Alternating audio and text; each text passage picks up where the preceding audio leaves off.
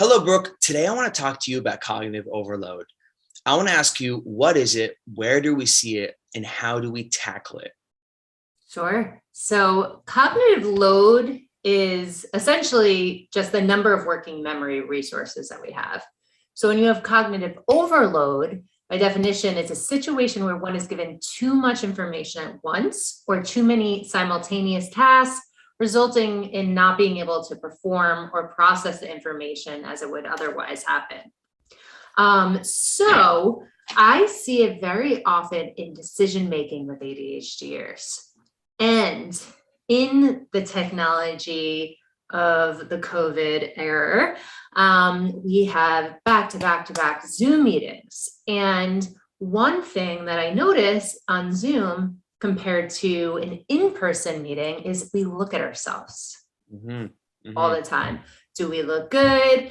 Am I positioned the right way? Can they see this? Is my background fine? So many things that are happening while we're trying to pay attention to what the person's saying or what's happening in the meeting. So an ADHDer can, or even a neurotypical can get cognitive overload on a Zoom meeting by looking at themselves too much. So one thing that I actually do now is I hide myself. And you can do that by, if you're on Zoom, clicking those three dots on the top right of your picture. And it said hide self view.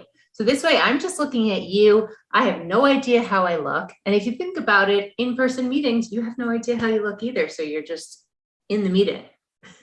I didn't even know that was a thing. That's great.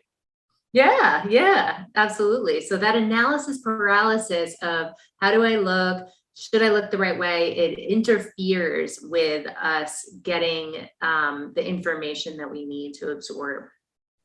Yeah, I didn't even know you could do that on Zoom. That's great. So it's kind of like you're losing focus due to that cognitive overload, that intake of information. Exactly. Yep.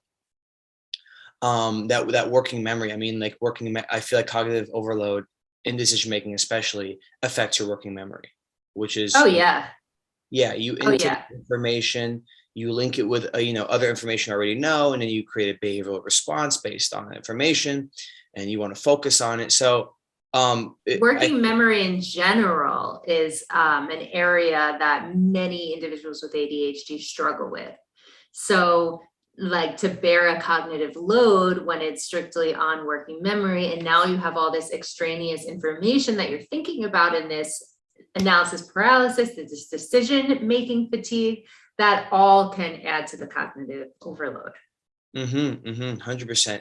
And I mean, even day to day, right? I feel like many things can cause a cognitive overload. That's one good example you give us, Brooke, is the Zoom meetings and or looking at yourself. But even just like hanging out on social media so much and multitasking all day long, and depending on what your job setting is or what your job description is, things can overload, and you go home and you're just like, you want to sit maybe and read like an article or a book, and you're like, oh, 1-2 pages, I'm out of this. That's where you're not even focused while you're reading it because you have so many other things on your minds. Exactly. And then you start losing attention, and so it becomes a whole spiral of events, and you kind of just got to take a break, get away from information, right? Give yourself that quiet time for reflection. And I want to kind of touch on that, ways to give yourself quiet time for reflection, right? If you are experiencing cognitive overload, which is affecting your attention, your working memory. For example, I've been into this for a while, but I've been doing it a lot more often, is yoga. The yoga to get into that more. Yes, the yoga studio I go to, they have like 3 different classes: regular yoga, much slower version, and like a workout, like a Fit 45 type yoga. And what I noticed when I go and do yoga or these workouts is that whole hour that I'm in there, I'm not focused on anything else but the workout. I'm not taking a break on my phone. I'm not getting messages or listening to music or a phone call, all that extra stuff, right?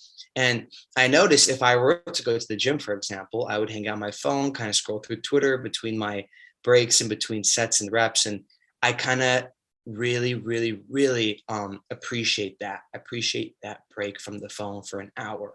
It's kind of like putting your phone down the stairs, keeping it in the locker outside, which is Sounds like you're in a flow state when you're yes. doing your yoga, which is something we're going to talk about next. Exactly. We're going to talk about that in the next episode. And funny enough, the class for yoga that I go to is called Flow, which makes total sense. Yeah, it's called Flow. Yeah. And so, yeah, and there's many other things, right? So like people my age, right? You know, the college students, etc. We are always on the phone, whether it's social media or even, I mean, many jobs these days are oriented around the phone. You're getting work done and you're building your career on your phone and getting your income through your phone. It's your phone's a mini computer. It's basically your life in your hands, right? So it's like, how can you kind of push away the unwanted information to lower that cognitive, to keep away the cognitive overload? Time limits on your apps, do not disturb, downtime. There's so many features. If you go into your settings, I have an iPhone. I don't know for others with Android, but I would assume there are features like that on other phones. But you can do certain app limits, customized app limits, how much time you're using on a day. And I know we spoke about that with our episode ADHD and distractions. So that can definitely be something that if you're curious about to look there. Sorry, I don't mean to cut you off. No, you're good. You're good. Go ahead. But yeah, I feel like I've talked about this before for sure, but then there's like things like downtime as well, where, for example, you can automatically put your phone on do not disturb depending on what location you're in. If you go to the library, if you go to work, your phone with location services automatically goes on downtime, puts everything on do not disturb, which is super important. But yeah, those are some tools right there I think will help with that cognitive information overload that does affect our working memory and does affect. Yeah. And stay tuned for our episode on adrenal exhaustion, because I think that both of them go hand in hand as well. Yes. A lot of this stuff goes hand in hand for sure, but yeah, stay tuned.